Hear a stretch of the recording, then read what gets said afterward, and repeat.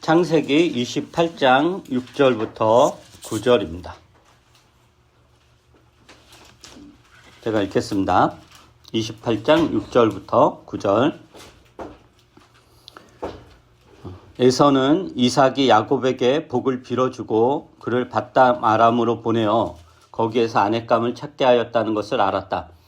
에서는 이삭이 야곱에게 복을 빌어주면서 가나안 사람의 딸들 가운데서 아내감을 찾아서는 안 된다고 당부하였다는 것과 야곱이 아버지와 어머니 말에 순종하여 밧담 아람으로 떠났다는 것을 알았다.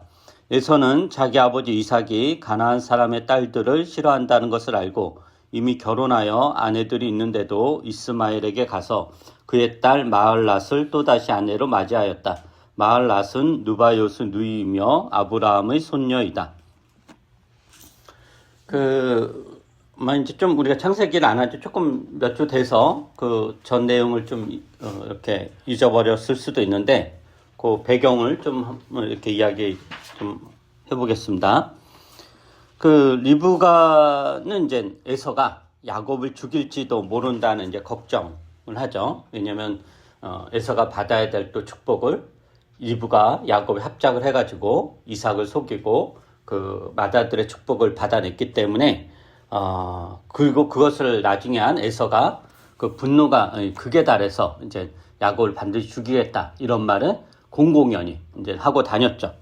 이 말을 듣는 이제 리브가는 이제 걱정이 들죠. 이러다가 에서가 진짜로 야곱을 죽이면 이제 큰일 나겠다 라는 생각이 들어서 이삭을 설득합니다. 이삭을 설득해서 야곱을 이제 밧담 아람으로 보내죠. 그 앞에 내용 보면 그 리브가가 야곱을 밧담 아람으로 보내려고 하는 진짜 마음은 에서로부터 피신시키기 위한 거였는데 그렇게 이제 이삭에게 이야기하면 설득이 안 될 거니까 이삭에게 어떻게 설득하냐면은 내가 그 에서가 이방 여인과 결혼해가지고 이렇게 극도로 고통을 받고 있는데 그러다 야곱까지 여기 가나안 땅에 살다가 가나안 여인의 딸들과 가나안 사람의 딸들과 결혼하면 이 고통을 어떻게 우리가 감당하겠냐? 그래서 그를 친척들이 살고 있는 하란으로 보내서 거기서 있는 그 친척의 딸들과 결혼시키자라고 이제 설득을 합니다. 그러니까 야곱의 결혼 문제를 가지고 이제 설득을 하는 거죠. 그래서 이삭이 이제 그 설득에 이제 넘어가죠. 그 설득이 이제 그 설득을 합당하게 들어서 그러니까 이제 리브가는 아마도 그 이삭을 설득하면서 야곱이 가나안 사람 딸들과 결혼을 하게 되면 하나님이 아브라함에게 한 후손의 약속이 성취되지 않을 것이고 또 그러면서 이제 뭐 보내자고 이렇게 설득을 했을 거예요. 그래서 그 설득에 넘어간 이삭이 이제 야곱을 부릅니다. 야곱을 불러서 너 여기 있지 말고 친척들이 살고 있는 하란 지역 밧담 아람으로 가서 거기서 이렇게 이제 신부감을 찾으라라고 이제 보냅니다. 그리고 야곱은 이제 아버지 이삭의 명령에 순종해서 밧담 아람으로 이제 떠나죠. 그런데 야곱이 집을 떠나 밧담 아람으로 떠났다는 소식을 나중에 이제 에서가 듣습니다. 떠나고 나서 들어요. 그리고 떠난 이유도 이제 상세하게 듣죠. 아주 자세하게 정확하게 들어요. 그러니까 이삭이 야곱에게 복을 빌어주고 가나안 사람의 딸들과는 결혼을 하면 안 되니 밧담 아람으로 가서 친척 가운데서 아내감을 찾으라. 이렇게 이제 지시해서 그 말에 순종해서 야곱이 이제 떠났다라는 것을 에서가 이렇게 이제 듣게 됩니다. 근데 이 에서가 어느 시점에서 이야기를 들었느냐 보면은 이미 야곱이 떠난 지 한참 뒤에 들었던 것 같아요. 왜냐면은 뭐 떠난 직후에 들었으면 아마 에서가 추적을 해서 어떻게 해를 끼치거나 이랬을 텐데 그러기에는 이미 떠난 지 이제 한참 된 거죠. 그러니까 나중에 이렇게 알게 된 거예요. 그리고 에서가 이 소식을 나중에 듣게 된 이유는 뭐냐면은 아마도 에서의 거처가 집이 아니라 리브가 야곱이 산 그 본가가 아니라 들에서 지냈기 때문인 것 같습니다. 에서는 그 성경에 보면은 집에서 지내기보다는 주로 들이나 산에서 사냥을 하며 거기 이제 텐트 치면서 사냥하면서 이제 잡고 거기서 지내다가 이제 가끔가다 이제 본가에 와서 뭐 사냥감 주고 뭐 요리도 해주고 이렇게 하면서 이제 살았던 것 같아요. 근데 왜 에서가 바깥으로 이렇게 싸돌아다녔을까? 집에 안 있고, 야곱처럼 집에 안 있고 바깥으로 이렇게 싸돌아다녔을까? 그 이유는 뭘까? 보면은 물론 이제 가장 큰 이유는 에서가 이제 사냥을 좋아했기 때문에 굉장히 활력 있고 외향적이고 그리고 들로 산으로 다니면서 이렇게 이제 사냥하는 것을 굉장히 좋아했기 때문이죠. 근데 그것만은 아닌 것 같고 이런 이유도 있는 것 같아요. 리브가 에서의 불편한 관계 때문입니다. 그러니까 또 그 모자지간이잖아요. 그 리브가가 엄마고 에서가 이제 아들인데 그 관계가 좋지 않았다라는 거죠. 왜냐하면은 이삭은 에서를 좋아했지만 리브가는 야곱을 좋아했대. 태어날 때부터 야곱을 좋아했다라고 그래요. 근데 보통 우리가 이제 두 사람 중에서 한 사람을 좋아한다는 것은 결국 뭐죠? 다른 한 사람을 싫어한다는 뜻이기도 합니다. 그러니까 리브가는 야곱을 좋아했기 때문에 에서를 싫어할 수밖에 없었죠. 같은 음식이 있어도 자기가 더 사랑하고 더 좋아하는 야곱에게 더 좋은 것을 먹였을 거고 에서에게는 좀 덜한 게 이렇게 같겠죠. 투정을 부려도 야곱의 투정은 오냐오냐 했을 거고 에서의 투정은 저런 인간이 다 있나 하면서 이제 미워했을 거예요. 그러면 당연히 에서도 알죠. 에서도 자기 어머니 리브가가 자기보다는 야곱을 더 좋아하는구나, 야곱을 더 사랑하는구나 이런 지독한 편애를 에서도 알았을 거예요. 그러니 당연히 집에 들어가기 싫을 수밖에 없죠. 그러니까 원래 에서는 사냥을 좋아했기 때문에 바깥으로 싸돌아다니는 것을 좋아했지만 어머니 리브가가 자신을 싫어한다는 것으로 인해 더욱 차별을 하는 거잖아요. 더더욱 집에 있기 싫었을 것입니다. 그리고 어쩌면 둘의 관계가 굉장히 안 좋은 관계였을 것 같은데 에서는 어쩌면 리브가를 어머니로서 전혀 존중하지 않았을 수도 있습니다. 존중할 리가 없죠. 아니 이유 없는 거잖아. 에서 입장에서는 이유 없는 차별이잖아요. 그러니까 이제 존중할 리가 없죠. 자신이 무슨 잘못을 한 것도 아니고. 그래서 에서는 리브가를 굉장히 싫어했을 것입니다. 리브가도 마찬가지였고. 근데 이제 이런 관계에서 나중에 에서가 누구랑 결혼하냐면은 가나안 여인의 딸들과 결혼을 한단 말이에요. 근데 이게 리브가 에서의 관계를 더욱더 이제 악화시킨 계기가 되었을 거예요. 왜냐면은 에서가 가나안 사람의 딸들과 여자들과 결혼을 하는데 리브가의 동의를 받는다거나 허락을 받진 않았을 거예요. 그리고 허락을 받으려고 리브가에게 먼저 이야기했고 리브가가 반대했다고 하더라도 그거 우습게 여기고 그냥 자기 마음대로 이제 결혼을 했을 거다 말인 거죠. 그래서 그 리브가가 며느리들 때문에 굉장히 큰 고통을 당했다 그런 표현을 하잖아요. 그리고 그게 어떤 의미다라는 거 예전 설교에서 이야기했었고 당시 고대 군동 문화에서 며느리의 위치에서 시어머니를 구박하는 건 있을 수 없어요. 더구나 리브가가 실세인데. 그런데 그래서 리브가가 내가 이 며느리들 때문에 내가 크게 고통을 받는다라는 것은 그냥 싫은 사람 옆에 있으면 고통스럽잖아요. 싫은 사람 옆에 있으면. 그러니까 사실은 그 며느리들이 무슨 잘못을 해서라기보다는 리브가는 에서를 미워했고 그 미워한 에서가 그냥 자기 마음대로 데리고 결혼해서 사는 이 며느리들 좋을 리가 없는 거죠. 그러니까 매사 다 이제 싫은 거예요. 그래서 그런 맥락에서 지금 왜 이야기를 하냐 8절 9절을 이렇게 이제 해석할 수 있다라고 하는 거죠. 8절 9절 한번 읽어보세요. 다시 한번 보세요. 오늘 그 본문 제가 읽어볼게요. 에서는 자기 아버지 이삭이 가나안 사람의 딸들을 싫어한다는 것을 알고 이미 결혼하여 아내들이 있는데도 이스마엘에게 가서 그의 딸 마할랏을 또다시 아내로 맞이하였다. 마할랏은 누바요스의 누이이며 아브라함의 손녀이다. 그 에서가 자기 아버지 이삭이 가나안 사람의 딸들을 싫어한다는 것을 알았다라고 그래요. 알았다. 이제 그래서 이미 결혼해서 아내들이 있는데도 친족 중에서 한 여자와 결혼해서 아내로 맞이했다는 거죠.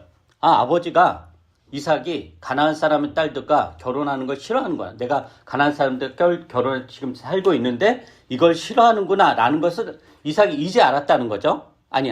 그 에서가. 그래서 그거를 무마하려고 이제 그 이스마엘에게 갔어요. 여기서 이스마엘은 이제 이삭의 그 이복형이에요. 그러니까 이 당시 맥락에서는 이스마엘은 아마 죽었을 거예요. 그 이삭보다 나이가 훨씬 많고 이때 이삭도 언제 죽을지 모르는 이렇게 상황이었으니까. 근데 이제 이스마엘의 후손인 거죠. 이렇게 이제 결혼을 했단 말이죠. 그런데 여기에서 보면은 어머니 리브가에 대한 언급은 없어요. 그러니까 8절에 뭐냐고 하면 에서는 자기 아버지 이삭과 자기 어머니 리브가가 가나안 사람의 딸들을 싫어한다는 것을 알고 이렇게 표현하지 않고 그냥 아버지 이삭이 가나안 사람의 딸들을 싫어한다는 거 알고 이렇게만 표현을 하거든요. 그러니까 이게 어떤 걸 의미하는 거냐면은 에서가 어머니 리브가가 가나안 사람의 딸들을 싫어하는 것을 그동안 몰랐을까? 전혀 진작 알았을 거예요. 모르지 않았단 말이죠. 근데 에서는 어머니 리브가 매우 불편한 관계였고 더 나아가 무시하는 관계였고 전혀 존중하지 않았기 때문에 어머니 리브가가 자기 아내를 싫어하든 말든 간에 신경 쓰지 않았을까? 원래 저 여자는 원래 저래 뭐 이런 식으로 했을 거예요. 그런데 에서가 이삭이 야곱을 바담 아람으로 보낸 소식을 듣고 그리고 그 내용을 다 상세하게 듣잖아요. 듣고 나서야 아버지 이삭도 자신의 아내를 싫어한다는 것을 그제서 알게 되었다라는 거예요. 그래서 아마도 이삭은 그동안 에서의 아내들에 대해 별다른 표현을 하지 않은 것 같습니다. 에서 입장에서는 어머니 리브가는 자기를 싫어하니까 자기 아내들도 싫어한다고 여겼을 것이고, 그런데 아버지 이삭은 자기를 좋아했잖아요. 에서가 사냥해온 이런 음식 이런 걸 좋아해가지고 에서를 좋아했단 말이에요. 좋아했으니까 자기 아내들의 그리고 자기 아내들 별말 이삭이 별말을 아는 거예요. 왜냐하면 에서가 이제 알았으니까 그 전까지는 이삭이 전혀 표현을 안 했던 거죠. 그래서 그냥 아버지는 내가 이 여자들 가나안 여인의 딸들과 결혼해 사는 걸 괜찮게 여기는구나 정도로 생각을 했을 거고 아마도 이삭도 그 정도로 생각을 했을 거예요. 근데 이제 리브가 하도 이제 이렇게 꼬드기고 옆에서 이제 그거에 대해 되게 이제 부정적으로 계속 언급을 하니까 그런가 보다 했던 것 같아요. 그래서 이번에 이제 아버지 이삭이 자신의 아내들을 싫어한다는 것을 알게 되죠. 그 이유가 뭐냐? 가나안 사람의 딸들이기 때문에. 그러자 에서는 아버지가 자기를 축복하지 않고 야곱을 축복한 이유를 어떻게 생각하냐면은 내가 가나안 사람들과 결혼한 것을 아버지 이삭이 너무 싫어해서 나를 축복하지 않고 야곱을 축복했나 보구나. 그리고 그 야곱에게 너는 가나안 사람의 딸들과 결혼하지 말고 바담 아람으로 가서 친족 중에서 한 명 택해 결혼하라 이렇게 한 거구나 라고 에서가 이제 생각을 했다는 거죠. 그래서 에서가 이제 즉각적으로 조치를 취해요. 어떻게 조치를 취하냐면 아내가 2명이 있는데도 불구하고 친족 중에서 결혼하지 않은 여자, 아브라함의 손녀죠. 찾아서 결혼을 해요. 그리고 이렇게 하면 이삭이 자신을 마음에 들어하고 자신을 이제 축복할 것이다 라고 생각한 것 같습니다. 그래서 여기서 이제 우리가 오늘 이제 이야기하고 싶은 것은 뭐냐면은 이러한 에서의 태도, 노력, 굉장한 노력을 하는 거잖아요. 아버지 마음에 들으려고 굉장히 노력을 하는데 축복을 받기 위해서 애를 쓴단 말이죠. 그러니까 에서의 인생 목표는 아버지의 축복이에요. 동생 야곱이 속임수를 써서 자신이 받아야 될 축복을 가로챈 것으로 인해서 너무도 화가 났고 그것을 돌이키기 위해서 막 울면서 그래서 다 큰 성인이 통곡을 하면서 이삭을 설득했지만 이삭이 이미 물 건너간 일이다. 이미 엎질러진 물이다라고 이야기를 했잖아요. 그럴 수 없다라고. 그러면 그쯤 되면 이제 포기할 법도 한데 에서가 이제 포기하지 않는단 말이죠. 나중에 이제 또 이렇게 소식을 들으니까 아버지 이삭이 가나안 사람의 딸들과 결혼한 것을 싫어하고 그래서 가나안 며느리들 마음에 들어하지 않고 그래서 나한테 축복하지 않았나 보다 라기꼬까지 생각을 한 거고 그러면은 내가 그냥 이 가문 내에서 가문의 한 여자와 결혼하면 되지 라고 해서 아브라함의 손녀와 결혼을 한 거다 말이에요. 그러니까 이것도 그 여자가 좋아서가 아니라 아버지 이삭의 축복을 받기 위해 포기하지 않고 애를 쓰는 거다라는 거죠. 그러면 우리가 이제 에서의 이러한 태도, 축복을 받기 위해 끈질기게 노력하는 이 모습을 우리는 이제 어떻게 보아야 될까? 긍정적으로 보아야 될까라고 하는 거죠. 근데 그런 것 같지 않습니다. 뒤에 내용들을 이렇게 보게 되면 에서는 문제의 근원을 보고 그것을 해결하려는 것이 아니라 드러난 문제를 급급하게 덮는 것으로 해결하는, 즉 임기응변에 능한 사람인 거죠. 그런 사람이지 무슨 근본적인 변화에서 나온 태도와 모습은 전혀 아닙니다. 에서는 아버지 이삭의 축복에 대한 집착이 굉장히 대단했단 말이에요. 그러나 그 집착을 버리고 자신이 어디에서부터 넘어졌는지, 그리고 단지 그것을 동생 야곱의 속임수로 탓하며 자신은 아무 잘못도 없다고, 자신은 피해자라고만 항변할 수 있는지에 대한 반성이 전혀 없습니다. 그래서 히브리서 기자가 에서 이러한 모습을 이렇게 평가하는데 한번 히브리서 볼까요? 히브리서 12장 17절입니다. 히브리서 12장 17절.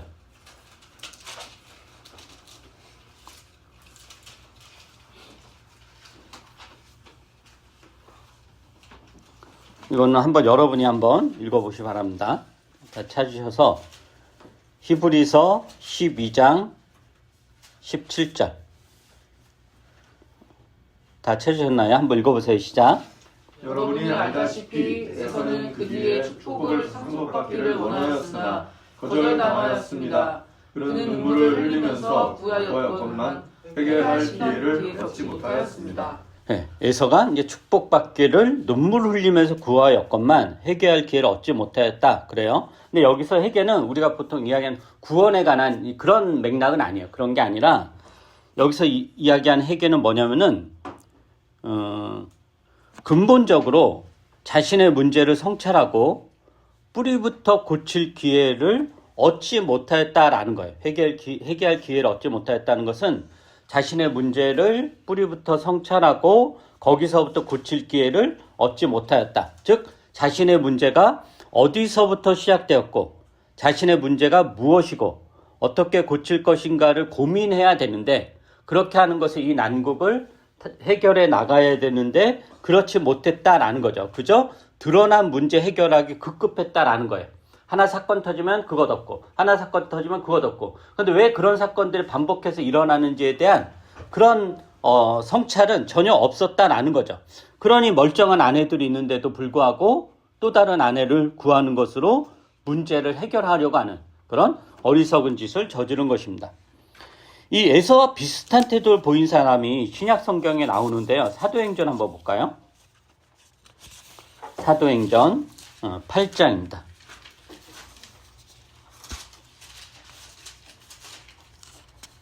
사도행전 8장 4절부터 25절인데 이건 제가 읽어보죠. 좀 긴 내용인데 사도행전 8장 4절부터 25절입니다. 제가 읽겠습니다.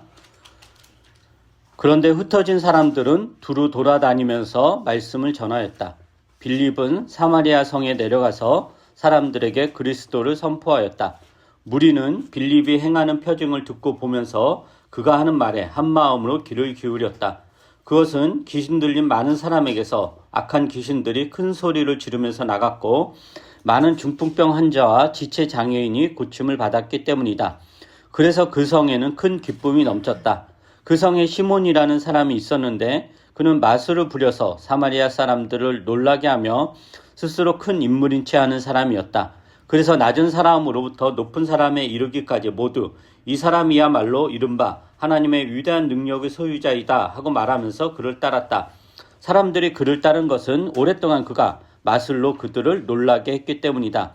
그런데 빌립이 하나님 나라와 예수 그리스도 이름에 관한 기쁜 소식을 전하니 남자나 여자나 다 그의 말을 믿고서 세례를 받았다.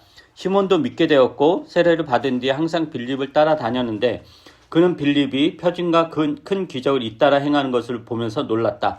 사마리아 사람들이 하나님의 말씀을 받아들였다는 소식을 예루살렘에 있는 사도들이 듣고서 베드로와 요한을 그들에게로 보냈다. 두 사람은 내려가서 사마리아 사람들이 성령을 받을 수 있게 하려고 그들을 위하여 기도하였다. 사마리아 사람들은 주 예수의 이름으로 세례만 받았을 뿐이요 그들 가운데 아무에게도 아직 성령이 내리시지 않았던 것이었다. 그래서 베드로와 요한이 그들에게 손을 얹으니 그들이 성령을 받았다. 시몬은 사도들이 손을 얹어서 성령을 받게 하는 것을 보고 그들에게 돈을 내고서 말하기를 내가 손을 얹는 사람마다 성령을 받도록 내게도 그런 권능을 주십시오 하니 베드로가 그에게 말하였다. 그대가 하나님의 선물을 돈으로 사려고 생각하였으니 그대는 그 돈과 함께 망할 것이요. 그대는 하나님이 보시기에 마음이 바르지 못하니 우리의 일에 그대가 차지할 자리도 몫도 없소. 그러므로 그대는 이 악한 생각을 회개하고 주님께 기도하시오. 그러면 행여나 그대는 그대 마음속의 나쁜 생각을 용서받을 수 있을지도 모르오. 내가 보니 그대는 악의가 가득하며 불의에 얽매여 있어. 시몬이 대답하였다. 여러분들이 말한 것이 조금도 내게 미치지 않도록 나를 위하여 주님께 기도해 주십시오. 이렇게 베드로와 요한은 주님의 말씀을 증언하여 말한 뒤에 예루살렘으로 돌아가는 길에 사마리아 사람의 여러 마을에 복음을 전하였다. 어떤 내용이냐면은 이제 빌립이 사마리아 성읍에 들어가서 이제 복음을 전해요. 그리스도를 선포하고 그리고 많은 표징을 행합니다. 귀신을 쫓아내고 이제 병든 자를 고치죠. 그래서 그것을 보고 사마리아에 사는 많은 사람들이 빌립이 전한 복음을 믿고 예수 그리스도를 믿고 세례를 받습니다. 그런데 그 당시에 이제 사마리아에서 마술사로 유명한 시몬이라는 사람이 살고 있었고 이 사람이 이제 굉장히 유명한 사람이고 사마리아에서 되게 유력한, 그러니까 영향력을 끼치는 사람이었는데 그 이유는 이 사람이 여러 가지 이제 마술로 이제 사람들이 현혹했기 때문인 거죠. 그 대단한 위대한 사람이다라고 이제 여겨졌던 거예요. 그런데 이제 빌립이 와서 막 하나님의 말씀을 전하고 또 막 표징과 기적을 행하니까 이건 자기하고는 비교할 수가 없고 또 자기를 따랐던 많은 사람들이 빌립을 따라다니고 또 빌립이 전한 복음을 듣고 이제 세례를 받는 일이 발생을 해요. 그래서 덩달아 자기도 저게 신기한 저게 좋은가 보다 해가지고 이 시몬도 빌립이 전하는 복음을 듣고 이제 세례를 받아요. 그리고 늘 빌립을 쫓아다녔다라고 그래요. 그런데 뒤 내용을 보면은 시몬이 이 빌립을 쫓아다닌 이유는 진정으로 복음을 믿고 회개를 해서가 아니라 빌립이 행하는 놀라운 이제 표징들 때문이었던 거예요. 그러니까 자기도 마술사인데 빌립은 더 큰 마술사라고 생각을 한 거죠. 내가 저 빌립을 쫓아다니다 보면은 빌립이 가진 마술적 능력을 내가 얻을 수 있겠구나라고 생각을 해서 이제 쫓아다닌 거예요. 그런데 이제 예루살렘에 있는 사도들이 그 빌립이 이제 사마리아에서 복음을 전하고 그들이 사마리아 사람들이 예수 그리스도 믿는다 이런 소식을 듣자 베드로와 요한은 이제 사마리아에 보내요. 그래서 베드로와 요한이 예수 그리스도 빌립을 통해서 예수 그리스도 믿는 그 사마리아 사람들에게 손을 얹고 기도를 합니다. 그러자 이제 사마리아 사람들이 성령을 받아요. 그런데 이제 시몬이 이 광경을 보고 놀라면서 자기에게도 그러한 권능을 달라고 사도들에게 돈을 건네요. 그러니까 빌립이 더 큰 사람인 줄 알았는데 이렇게 능력 있는 마술사인 줄 알았는데 빌립보다 더 위에 있는 사람이 있네? 야고보와 요한인 거예요. 성령을 이렇게 막 저기 하니까. 그래서 이제 돈을 주면서 이제 살려고 한 거예요. 그러자 베드로가 이 시몬을 호되게 야단치면서 그의 속마음을 들춰냅니다. 시몬의 속마음은 뭐였냐면은 악의가 가득하며 불의에 얽매여 있다라는 거죠. 그러면서 이제 시몬에게 요구하죠. 회개하라. 그러면 혹시 주께서 너에게 자비를 베풀지도 모른다. 그래요. 근데 시몬의 반응이 또 달라요. 어떻게나. 그래서 이제 회개를 하고 내가 정말 잘못 살았구나. 이렇게 깨지는 게 아니라 뭐라고 하죠? 놀래가지고 베드로와 요한에게 나를 위해 기도해달라라고 요청하는 거예요. 여전히 이제 베드로와 요한을 더 큰 마술사라고 생각하는 거죠.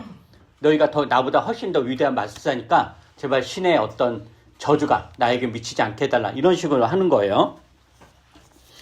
그러니까 이 시몬의 태도를 한번 보십시오. 그는 마술사로 이름을 떨치며 많은 돈을 벌었어요. 그런데 자기보다 더 능력이 있는 사람이 나타나요. 빌립이죠. 예수 그리스도의 복음을 전하는 빌립을 만나요. 빌립이 하는 일을 보고 놀라죠. 그러나 시몬은 빌립이 전하는 예수 그리스도에 대해서는 관심이 없고 빌립이 행하는 표징에만 관심을 가지고 그것을 혹시라도 자기가 얻을 수 있을까 해가지고 세례를 받고 빌립을 따라요. 그리고 나중에 이제 베드로와 요한이 이 사마리아에 와서 사람들이 성령을 받을 수 있도록 기도하자 자기도 그러한 능력을 가질 수 있게 해달라고 돈으로 이제 매수하려고 해요. 그러니까 시몬의 관심사는 마술사로서의 능력과 돈인 거죠. 그러니까 복음을 듣고 세례를 받는다는 것은 자신의 삶을 근본적으로 성찰하고 돌이키는 것인데 시몬은 이제 전혀 그렇지 않았다라는 거예요. 빌립으로 인해 사마리아 성에서 자기가 누리고 있는 권세가 무너질지도 모른다라는 두려움 때문에 빌립이 주는 세례를 받고 빌립이 가진 능력을 자기도 가질 수 있지 않을까 하는 마음에 빌립을 쫓아다니고 또 사도들의 기도로 사마리아 사람들이 성령을 받자 자신도 진심으로 회개하며 성령을 받기를 구하는 것이 아니라 돈으로 성령을 주는 능력을 사려고 하는 그런 망령된 일을 저지른다라는 겁니다. 이게 이제 예수와 비슷한 거죠. 그러니까 어떤 문제, 어떤 사건이 있을 때 그 근본적으로 자신을 돌아보는 것이 아니라 그냥 덮고 그냥 그거 하나 해결해서 덮고 가는 식이다라는 거예요. 그러니까 우리가 어떤 문제에 직면했을 때 때로는 그 문제 자체를 해결해야 하는 경우도 있지만 때로는 그 문제 자체의 해결보다는 그 문제로 인해 자신의 삶의 태도와 자세와 방향 등을 점검하고 근본적으로 자신을 뜯어 고쳐야 하는 경우도 있습니다. 지금 여러분이 돈으로 인해 힘들다면 당장 그 돈 문제를 해결하는 것에만 관심을 두는 것이 아니라 돈에 대한 내 가치관을 점검하고 내가 지금 무엇을 의지하고 있는지, 무엇을 내가 중요하게 여기고 있는지를 살펴보아야 됩니다. 자녀로 인한 어려움이 있다면 그 촉발시킨 어떤 사건을 해결하는 것도 중요하지만 더 중요한 것은 자녀에 대한 내 관점, 자녀 교육이나 양육에 대한 내 방식의 근본적인 어떤 성찰, 또 이런 게 내가 지금 하는 일이 하나님의 뜻에 부합한지 이런 거에 대한 어떤 자신을 돌아보고 성찰하고 그로 인한 삶의 전환이 필요하다라는 거죠.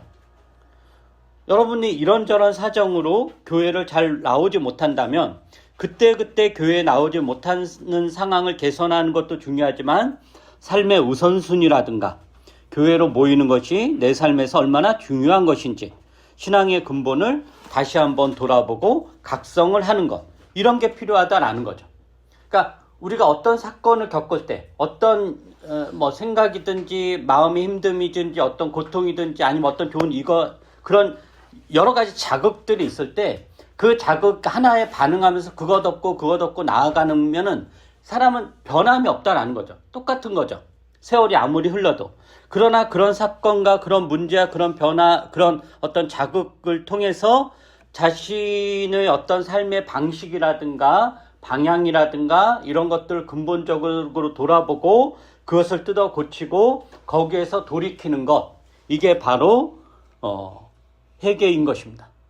그렇게 하는 것으로 우리는 에서의 길을 가지 않고 시몬의 길을 가지 않을 수 있습니다.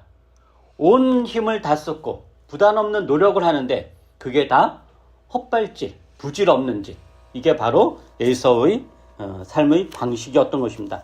우리가 그렇게 하지 않기 위해서, 에서의 길을 가지 않기 위해서는 어떻게 해야 되는가, 이런 것들을 오늘 말씀을 통해서 잘 한번 생각을 해 보셨으면 좋겠습니다. 기도하겠습니다. 거룩하신 우리 주 하나님,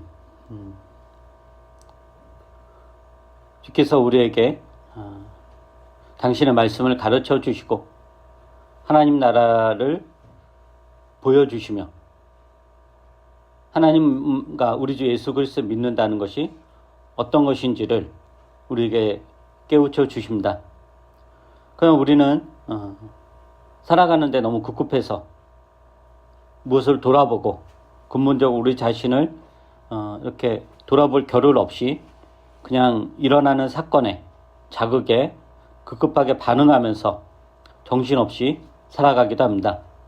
여기서 문제 터지면 이거 잠깐 덮고 저기서 문제 터지면 다 덮고, 그러나 우리는 전혀 성장하지 않고 이런 어떤 반복이 어쩌면 우리의 삶일지도 모르겠습니다. 에서가 그렇게 살았습니다.